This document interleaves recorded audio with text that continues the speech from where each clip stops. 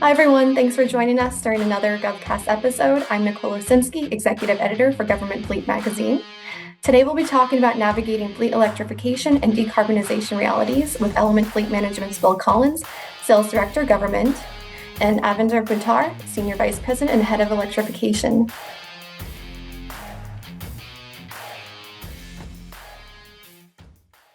Thank you both for joining me today. Nice to be here. Good to be here, Nicole. Thank you. Okay, to start out, I want to ask, how do macro factors influence the trajectory of electrification in the industry? Yeah, I think it's a great question. I think especially given the maturity of the market as it stands today, the macro considerations are really some of the key driving forces of decarbonization. And what we've found is that there's really four primary areas of concern for our clients, both commercial and government, and those all kind of factor into macro considerations that are driving them. The first is the complexity of charging infrastructure. Most organizations haven't had to think about gas stations or the rolling out of fueling stations in the past. And so for the first time, they've got to think about charging stations, not just in depots, but also in homes, thinking about public charging as a range extension for themselves. That's a complicated set of parameters to ask organizations that haven't thought about them before. The second is range anxiety. It's a key concern for a lot of our clients. Will the vehicles that we roll out, when you start to add weight to the back of them, when you start to operate them in different temperatures, will they actually have enough range to complete the job and the function that they've got? And that's really where we're seeing public charging infrastructure play a key role in managing some of that range anxiety. The third is availability of relevant vehicle models. Obviously, there's quite a few consumer-oriented and sedan-type models that are in the market today, but for many commercial and government fleets, if you think about service-oriented vehicles like pickup trucks, cargo vans, medium and heavier duty vehicles, the number of models is very limited still. And so those really need to, the number of those models really need to increase in the market before organizations will feel comfortable enough that they're getting the right fit for use vehicle. And then the final area is really the cost consideration as it relates to ICE vehicles versus electric vehicles. The cost difference is still significant. And so that's where some of the legislation that we'll speak about later from an incentive perspective come into play to help bridge some of that gap. And we're starting to see the reduction of prices in many of the models in the market.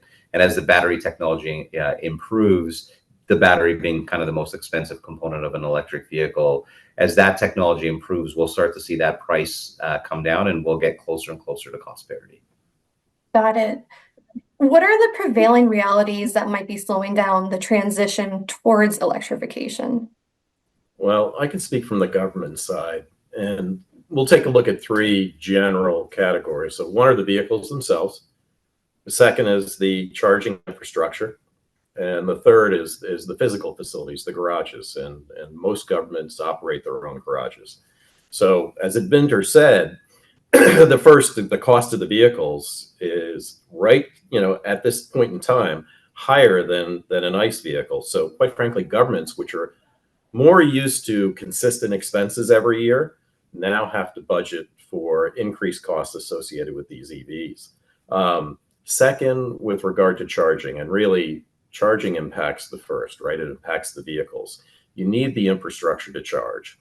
Now, some governments retain all their vehicles, so they need to develop depot charging. So that requires a lot of planning. That requires expenditure to really install proper facilities to maintain charges with those vehicles. Some governments have take-home vehicles. That brings into play residential charging. Okay, we need a plan to install those chargers, maybe in garages at people's houses. How do we align our policies along supporting that type of activity? It would help us on the depot side. On the other hand, we may be installing chargers that we have to remove later on.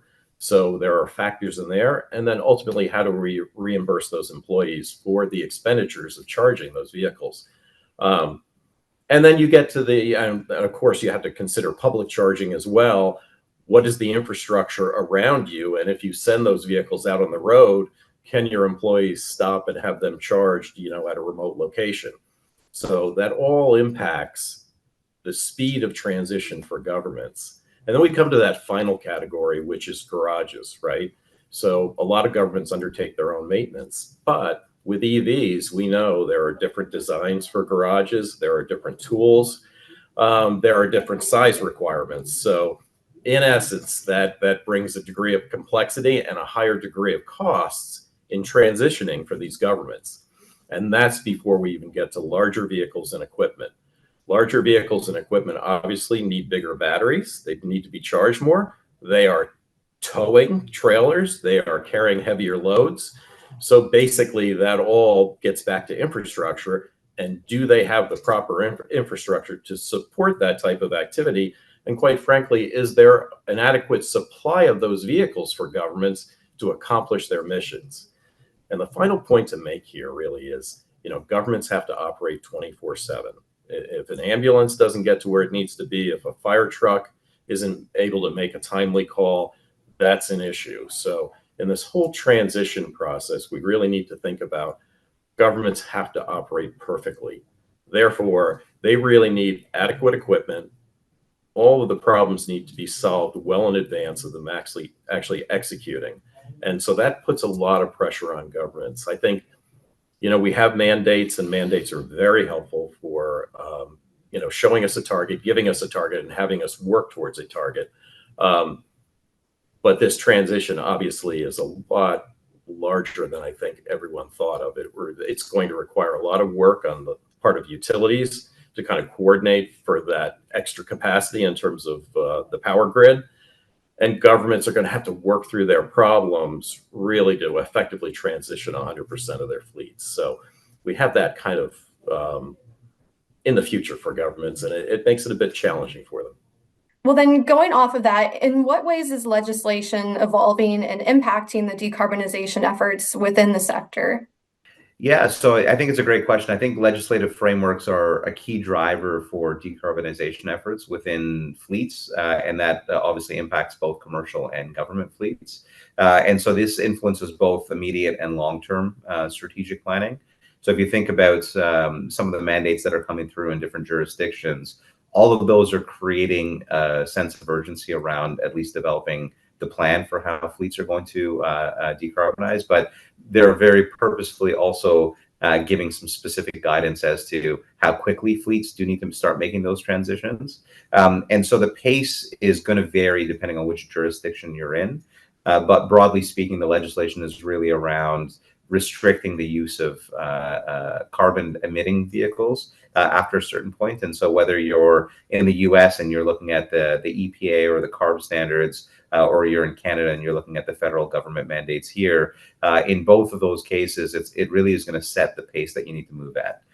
So there's really three key drivers of legislation that impacts the pace of change here as it relates to decarbonization. The first, as I mentioned, is really the regulatory mandates. The second is financial incentives, and the third is manufacturer frameworks. So financial incentives are really the purchase incentives for EVs.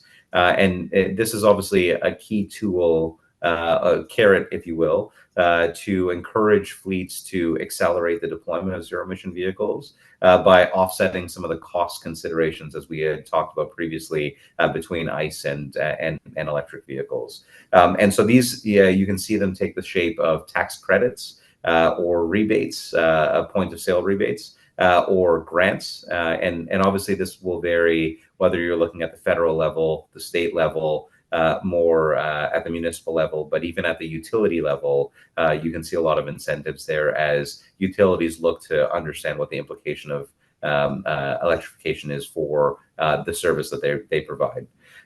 We talked about the regulatory mandate a little bit, but emission targets are really going to be a key driver, I think, of how quickly organizations, whether commercial or government, start to electrify, and how long it takes them to electrify. Because it's if we think about some of the success factors we've seen with our clients, it's the clients that are taking the early stage steps right now to start to develop what their internal policies are going to be around electric vehicles, to experiment with and introduce electric vehicles that will really help them get to a readiness state so they can move quickly once some of those macro considerations that we previously spoke about are kind of sorted out. And so at that stage, they'll be able to move quickly to meet these mandates, whereas organizations that aren't taking some of those initial steps right now, if they wait too long, it'll be very challenging for them as they think about vehicle cycle times and the replacement of those ICE vehicles in their fleets to actually meet some of these standards. The U.S. itself has pledged to reduce net GHG emissions by 50 to 52% by 2030, and to have a net zero emissions economy by 2050. So that's obviously very, very aggressive if you think about the different components of decarbonization that entails. But road transportation accounts for a significant volume of the emission targets. And so that's why these type of electrification mandates and progress that organizations will make will be a key driver here. Zero emission vehicle frameworks. This is another kind of key initiative that I spoke about that governments are taking, where they're providing guidelines to manufacturers around whether or not they can actually manufacture carbon emitting vehicles after certain stages. And so that obviously impacts how manufacturers think about their product and model lineups, the introduction of those products, and the evolution of those product lines. The new EPA guidelines, they were just released actually last month. They're designed to reduce carbon emissions and encourage a shift towards EVs. And those are inclusive of both manufacturing mandates as well as introduction of zero emission vehicle mandates. On the infrastructure side, which both Bill and I spoke about before, this is another key area where regulations and legislation have a role to play. So there is a significant amount of infrastructure investments in both Canada and the US as it relates to charging infrastructure. We spoke about public charging infrastructure being really important for managing range anxiety, even if it makes up a percentage of charging use cases. And we saw that the bipartisan infrastructure bill in the US, it included $7.5 billion to build a national network of EV chargers. So a very specific use for that dollar allocation. And in Canada, we've got the Zero Emission Vehicle Infrastructure Program, which is providing funding towards the deployment of EV chargers and hydrogen fueling stations across Canada. So this is just under $750 million included in that legislation. Well, then my last question is, how crucial is effective change management in navigating the challenges posed by decarbonization initiatives? So I think it's a great question. As we've spoken about, decarbonization of fleets is going to be a complicated change, and it's a change that impacts not just the fleet teams, but has much broader implications across organizations. So effective change management becomes as much of a coordination effort as an operational effort, I think, between different parts of an organization.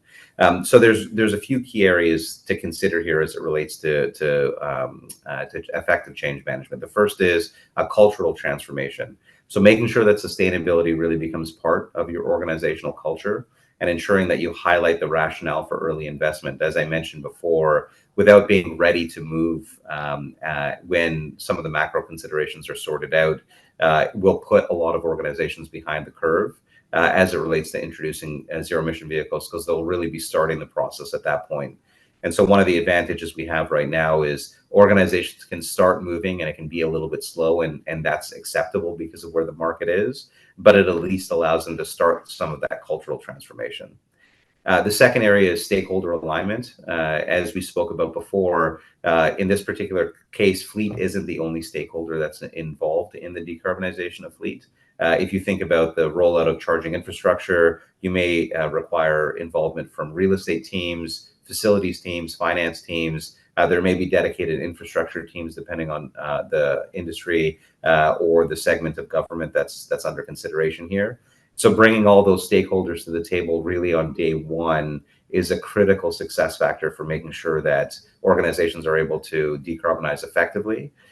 We've seen examples where that happens and things move really smoothly. And we've also seen other examples where those stakeholders aren't brought in until much later. And that requires a lot of rework because you've got to bring those stakeholder considerations into account. A third key area is leadership alignment. And so making sure that leaders within organizations and governments are really kind of walking the talk here as it relates to decarbonization. So they're including in their budgets, they're including in their long-term strategy, they're including all the components that will allow for fleets to effectively decarbonize. That's really got to come down from the top and really be included as part of the organizational objectives. And then finally, the development of roadmaps. You know, I can't emphasize enough the importance of being ready as it relates to electrification.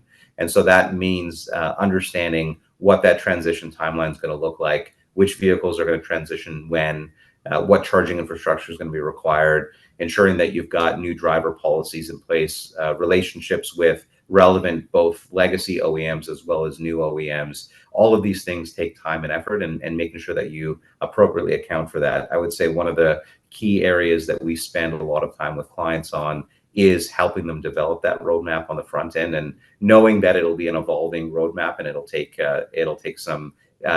change over time as the market evolves. Having that as a starting point is a really important benchmark. Well, thank you both for joining us and sharing your insights on these topics. That was all very valuable, and we hope to hear from you guys again. Great. Well, thanks very much for having us today. Thanks, Nicole. We appreciate being here.